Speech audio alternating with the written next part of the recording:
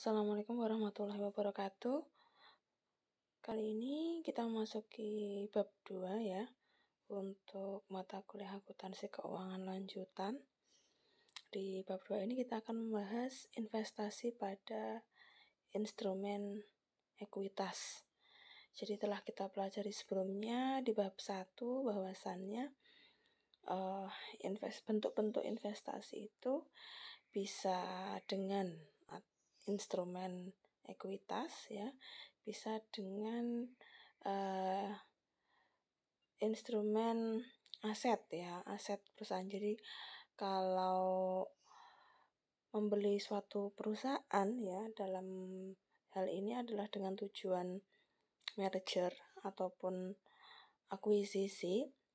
Jadi yang perusahaan yang dibeli itu dianggap sebagai investi atau perusahaan yang dibeli ya. Kemudian siapa yang membeli? Yang membeli adalah pihak yang bertindak sebagai investor. Jadi nanti saya akan sebut namanya sebagai investi dan investor sebagai pihak yang berinvestasi. Jadi kalau investi itu berarti yang perusahaan tempat di mana investasi tersebut ya. Jadi kalau investasi itu investor itu bisa membeli saham ya, saham perusahaan investi ya, bisa dibeli dengan saham juga. Cara bayarnya ya bisa dibeli dengan sejumlah kas. Begitu pula investasi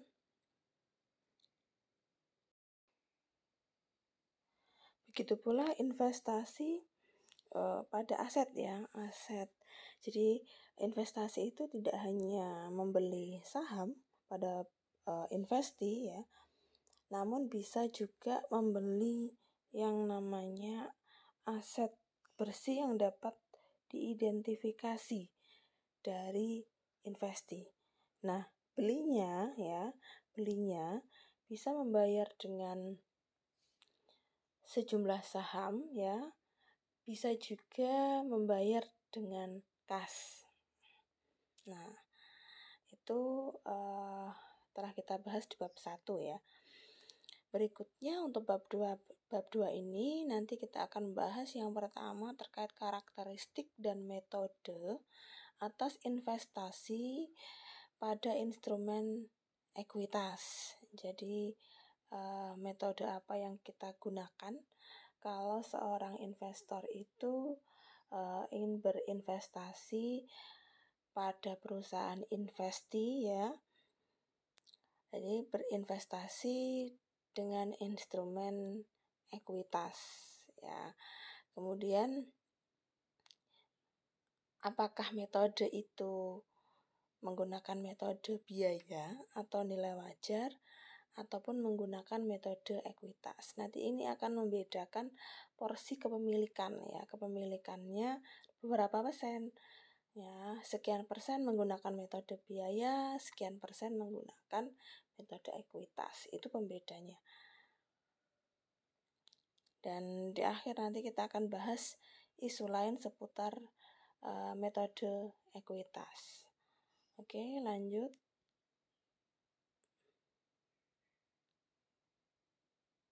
Nah, ini karakteristik dan metode atas investasi pada instrumen ekuitas. Nah, karakteristiknya yang pertama memiliki hak residual, kemudian yang kedua mencerminkan kepemilikan atas saham yang diterbitkan oleh entitas lain. Nah, tadi sudah saya singgung bahwasanya investasi ya yang dilakukan investor pada perusahaan investi ini mencerminkan kepemilikan seorang investor ya atas saham yang diterbitkan oleh entitas lain. Ini adalah investi ya. Kemudian yang ketiga, memberikan investor hak suara yang dapat mempengaruhi atau mengendalikan keputusan atau kewajiban pada perseroan terbatas. Nah, otomatis seorang investor itu jika membeli atau berinvestasi dengan membeli saham pada perusahaan investi, ya, tempat di mana investor itu berinvestasi, maka investor ini memiliki hak suara untuk mempengaruhi perusahaan investi, ya, atau perusahaan di mana tempat investor itu berinvestasi. Nah, hak suara itu yang dapat digunakan untuk mempengaruhi atau mengendalikan perusahaan investi itu dipengaruhi kepemilikan atau persentase kepemilikan saham dari seorang atau perusahaan investor. Jadi kita ngomongnya ini investor itu bentuknya perusahaan, ya. Jadi ini antar perusahaan, investasi antar perusahaan. Jadi investor itu perusahaan, ya, perusahaan A misalkan berinvestasi dengan membeli saham pada saham perusahaan investi, gitu ya. Nah, dengan kepemilikan saham pada perusahaan investi, ya, perusahaan investor itu dia memiliki hak suara, bahkan bisa mempengaruhi ataupun mengendalikan dari perusahaan investi. Namun bagaimana kepemilikan berapa persen yang dapat mempengaruhi, yang dapat mengendalikan, ya, itu nanti akan kita bahas. Oke, karakteristik berikutnya, nah ini memberikan pengaruh yang signifikan, ya, memberikan pengaruh yang signifikan. Oke.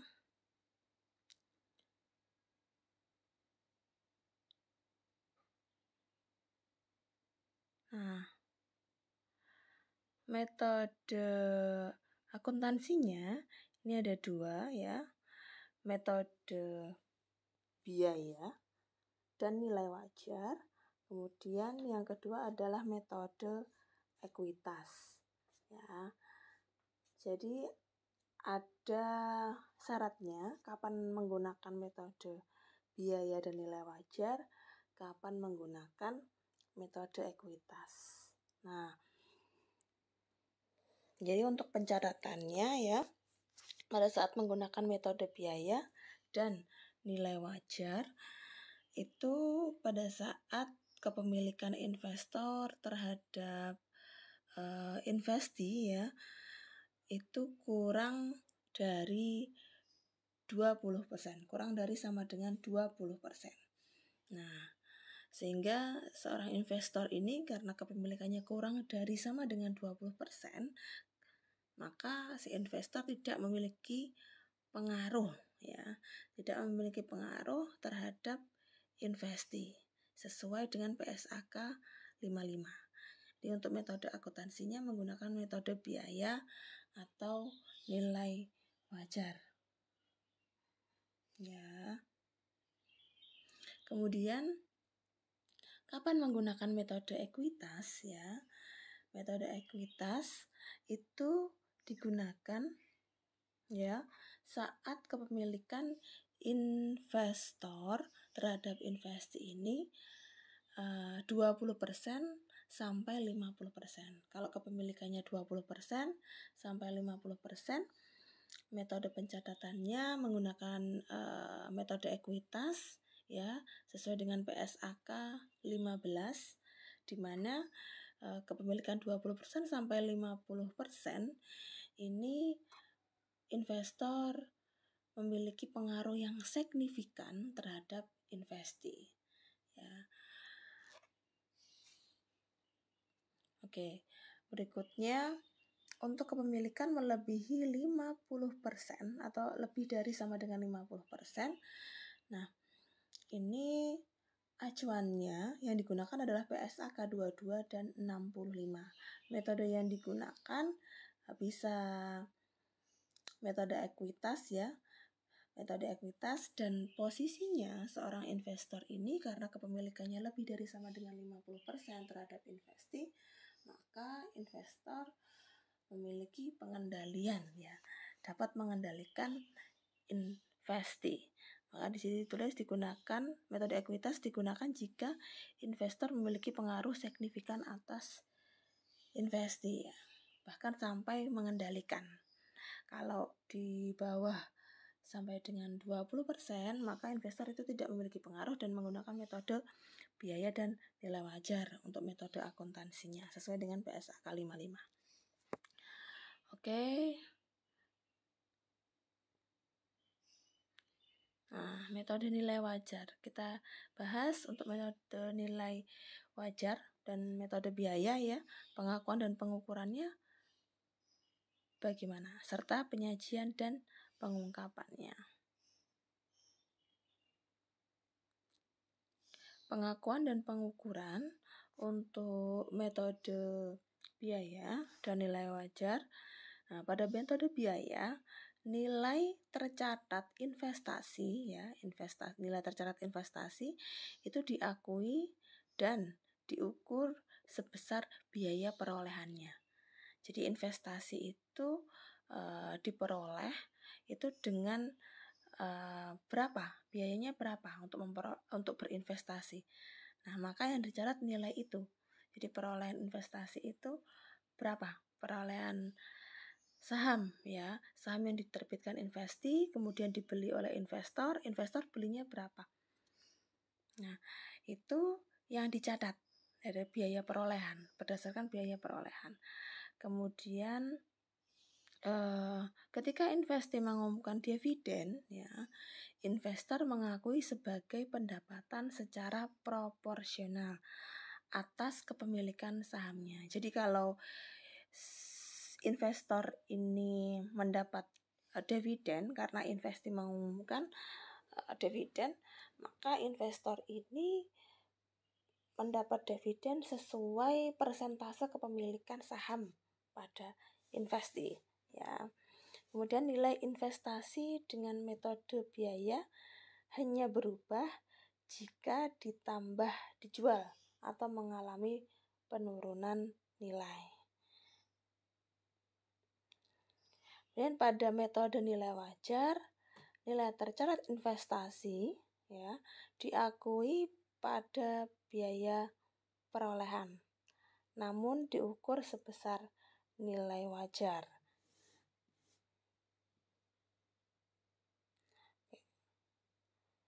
Untuk penyajian dan pengungkapannya pada metode biaya, nilai tercatat investasi disajikan sebesar biaya perolehannya ya. Jadi pada laporan keuangan, jadi nilai tercatat investasi itu dicatat ya sebesar biaya perolehannya. Kemudian pada metode nilai wajar ya, nilai tercatat investasi disajikan sebesar nilai wajar. Jadi kalau metode biaya itu sebesar biaya perolehan, kemudian metode nilai wajar itu nilai investasinya dicatat sebesar nilai wajar. Jadi disesuaikan terhadap nilai wajar pada tanggal pelaporan sesuai ketentuan PSAK 55 revisi 2014. Jadi kalau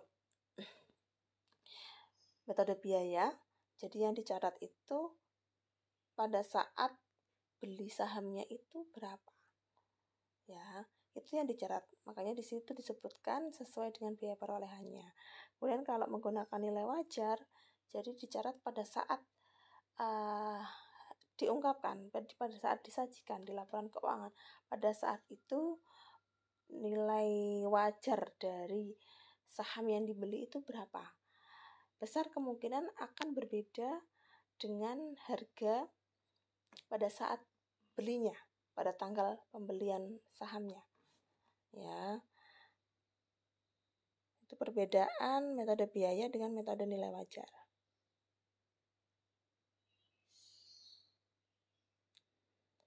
Sekarang metode ekuitas nanti mencakup pengakuan, pengukuran, alokasi selisih atas biaya perolehan investasi, dan penghentian pengakuan, serta penyajian dan pengungkapan. Sekarang yang metode ekuitas, pengakuan dan pengukurannya ya. Pada metode biaya ya, nilai tercatat investasi diakui dan diukur secara proporsional ya, sesuai dengan kepemilikan investor atas nilai ekuitas investi. Ya, pada metode biaya nilai tercatat investasi, nilai tercatat atau nilai investasi yang dicatatnya itu diakui dan diukur sebesar proporsi kepemilikan investor atas nilai ekuitas investi. Jadi kalau porsi kepemilikannya 50%, nilai ekuitas investinya berapa? Misalkan nilai ekuitas investinya 100 juta, berarti 50%-nya investor berhak 50%-nya. Jadi secara proporsional ya. Kemudian setelah pengakuan awal, investasi diukur secara proporsional terhadap ekuitas entitas asosiasi. Ya, dan perubahan atas nilai ekuitas entitas asosiasi dapat terjadi karena 1. Mungkin ada pengakuan laba atau rugi bersih entitas asosiasi. Kemudian yang kedua ada pembagian dividen oleh entitas asosiasi. Yang ketiga pengakuan hasil komprehensif lain oleh entitas asosiasi. Jadi 3 perubahan ini ya. Jadi kalau investi itu atau entitas asosiasi ya, itu mengumumkan adanya laba atau rugi ya, kemudian atau mengumumkan dividen, kemudian atau mengakui penghasilan komprehensif lain ya, seorang investi ini, itu pasti investor juga akan berhak atas laba ya atau rugi yang diumumkan investi atau entitas asosiasi di sini, karena disebut entitas asosiasi itu karena kepemilikan investor terhadap investi itu berada di ring 20% sampai 50% ya. Maka investi ini dapat disebut sebagai entitas asosiasi. Nah, kalau entitas asosiasi ini atau investi ini mengumumkan laba, kemudian mengumumkan ada pembagian dividen dan mengakui penghasilan komprehensif lain, maka investor akan berhak terhadap poin 1, 2, 3 tersebut. Nah, berhaknya berapa persen? Sesuai dengan porsi kepemilikan investor pada investi atau entitas asosiasi ini. Nah, karena hak tersebut, maka hak tersebut ini akan mempengaruhi nilai ekuitas ya dari entitas asosiasi ya. Oke.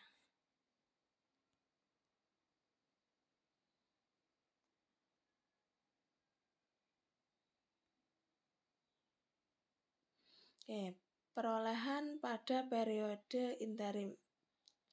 Bagian tas laba bersih yang dilaporkan investi hanya diakui oleh investor pada saat periode interim saja ya. Kemudian pengakuan penerimaan dividen tidak dipengaruhi tanggal perolehan sepanjang investor masih memiliki hak atas dividen tersebut. Untuk penurunan nilai, indikasi adanya penurunan nilai atas investasi pada entitas asosiasi ini mengacu pada PSAK 55 revisi 2014. Kemudian ketentuan pengujian penurunan nilai mengacu pada PSAK 48 revisi 2009. Nanti bisa dicek di PSAK-nya.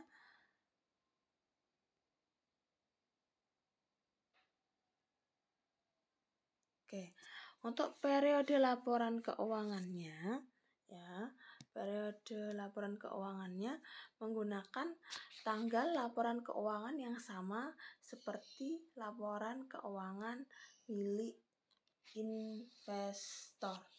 Ya. Laporan keuangan investor disusun dengan menggunakan kebijakan akuntansi yang sama, ya, seperti pada entitas asosiasi atau untuk transaksi dan peristiwa dalam keadaan yang serupa. Dan untuk saham preferen, investor menghitung bagiannya atas laba entitas asosiasi setelah penyesuaian dividen saham preferen kumulatif, terlepas apakah dividen tersebut telah atau belum diumumkan. Ya, jadi kalau saham preferen aturannya ada aturan tambahan nih ya. Jadi untuk yang sebelumnya tadi sebenarnya yang kita bahas itu terjadi pada saham biasa ya. Jadi investasi ini pada instrumen ekuitas ini yang kita maksud di sini adalah saham biasa. Kalau untuk saham preferen ada tambahan persyaratan ya, investor menghitung bagiannya atas laba entitas asosiasi setelah penyesuaian dividen saham preferen kumulatif, terlepas apakah dividen telah atau belum diumumkan. Itu bedanya di situ. Kemudian alokasi selisih antara biaya perolehan investasi ya. Selisih antara biaya perolehan investasi dengan biaya bagian investor atas nilai tercatat neto, aset dan liabilitas teridentifikasi pada metode ekuitas harus dialokasikan pada yang pertama adalah aset dan liabilitas teridentifikasi. Kemudian bisa goodwill ya. Itu, dua itu ya. Jadi ada kalanya pada saat perolehan investasi itu ya, pada saat perolehan awal investasi seorang investor itu nilainya akan berubah ya. Nah, perubahan ini nanti akan menimbulkan selisih. Ya, selisihnya ini dialokasikan kemana? Bisa dialokasikan ke aset dan liabilitas teridentifikasi dari investor ataupun dapat diakui sebagai goodwill. Ya, karena kan menggunakan nilai wajar tadi ya, sehingga ada perubahan ya yang dicatat awal pada saat pembelian dengan di akhir periode ada perbedaan antara biaya perolehan dengan nilai tercatat ya, atau nilai wajar di akhir, sehingga selisihnya itu diakui sebagai aset dan liabilitas dialokasikan pada aset dan liabilitas teridentifikasi atau diakui sebagai goodwill. Yang kedua, alokasi terhadap aset teridentifikasi akan bernilai positif jika nilai wajarnya lebih tinggi dibandingkan nilai tercatat dan sebaliknya. Kemudian alokasi terhadap liabilitas akan bernilai negatif ya jika nilai wajarnya lebih tinggi dibandingkan nilai tercatat dan sebaliknya. Ya. Nah, kapan dilakukan ini penggantian pengakuan? Investor menghentikan penggunaan metode ekuitas ya sejak tanggal investasinya berhenti menjadi investasi pada entitas asosiasi atau hilangnya pengaruh signifikan. Jadi kalau investor di sini entitas asosiasi atau investi ini kan kepemilikan tadi sudah saya sebutkan 20% sampai 50%. Kalau kepemilikannya di bawah 20% ya, maka bukan metode ekuitas lagi yang digunakan. Ya, yang digunakan adalah metode biaya atau metode nilai wajar. Nah, karena pengaruh investor terhadap investi ini akan berubah. Kalau kepemilikannya 20% sampai 50%, dia kan pengaruh signifikan ya. Kalau turun di bawah 20%, maka investor ini tidak memiliki pengaruh terhadap investi, sehingga untuk pencatatannya pun akan berubah dari metode ekuitas diganti ke metode biaya atau nilai wajar. Nah, yaitu ketika ini investasi menjadi investasi pada anak perusahaan, nah menjual sebagian investasinya dan sisa kepentingan dalam entitas asosiasi yang merupakan aset keuangan. Oke. Kemudian ketika investor menghentikan penggunaan metode ekuitas, ya, seluruh jumlah yang sebelumnya telah diakui oleh investor dalam penghasilan komprehensif lain akan direklasifikasi dari ekuitas ke laporan laba rugi. Untuk penyajian dan pengungkapannya, investasi disajikan pada nilai tercatatnya. Kemudian bagian laba atas entitas asosiasi disajikan di laporan laba rugi dalam pos tersendiri. Pengungkapan dilakukan sesuai dengan yang disyaratkan PSAK 67, yaitu pengungkapan kepentingan dalam entitas lain.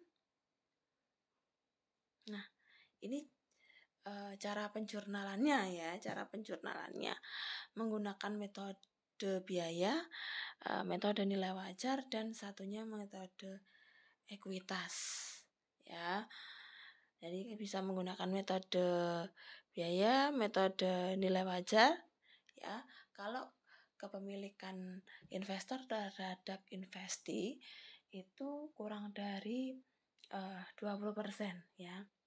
Kurang dari 20%. Kalau menggunakan metode ekuitas itu 20% sampai 50% atau bahkan 50%, di atas 50%, atau lebih besar 50% atau sama dengan 50%, ya. Itu menggunakan metode ekuitas. Nah, mencatatnya gimana? Ini jurnalnya, ya. Untuk metode biaya, ya, itu pada saat perolehan ini dicatat dengan jurnal investasi pada kas. Berbeda dengan metode ekuitas, ya. Yang pemilikannya bisa lebih dari 50% itu mencatatnya investasi pada entitas asosiasi pada kas. Ya, pada saat beli saham ini jurnalnya, ya, untuk metode ekuitas dan metode biaya atau metode nilai wajar. Ya. Kemudian pada saat penerimaan dividen, ya, untuk metode biaya dan nilai wajar dicatat sebagai kas pada pendapatan dividen. Kalau untuk metode ekuitas, kas pada investasi pada entitas asosiasi, ya, karena kan si investor ini memiliki pengaruh, ya, terhadap investi, maka jurnalnya seperti ini. Jadi ada akun investasi, ya. Berikutnya pada saat laba bersih, ya. Jadi investi ini laba. Itu untuk metode biaya dan nilai wajar itu tidak ada jurnal. Jadi tidak mengakui jurnal, tidak diakui, ya.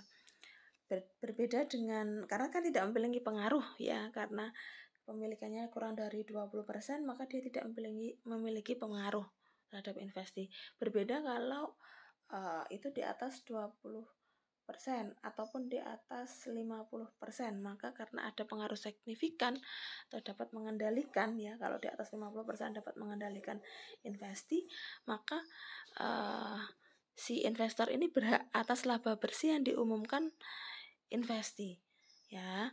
Maka investor ini catat investasi pada entitas asosiasi pada bagian laba atas entitas asosiasi. Sebesar berapa labanya? Sebesar persentase kepemilikan investor pada investi, ya. Begitu pula rugi, ya. Kalau investinya rugi, ya, atau entitas asosiasinya rugi, ya, maka investor juga menanggung kerugian tersebut sebesar persentase kepemilikan investor pada investi, ya. Penghasilan komprehensif lain juga seperti itu, diperhitungkan sebesar persentase kepemilikan investor pada investi, ya. Rugi komprehensif lain juga sama. Nah, kalau penyesuaian nilai wajar ya atas keuntungan maupun kerugian ini untuk kepemilikan investor 20% ke atas sampai ataupun 50% ke atas itu tidak ada penyesuaian ya. Ini penyesuaian ini hanya yang menggunakan metode nilai wajar ya.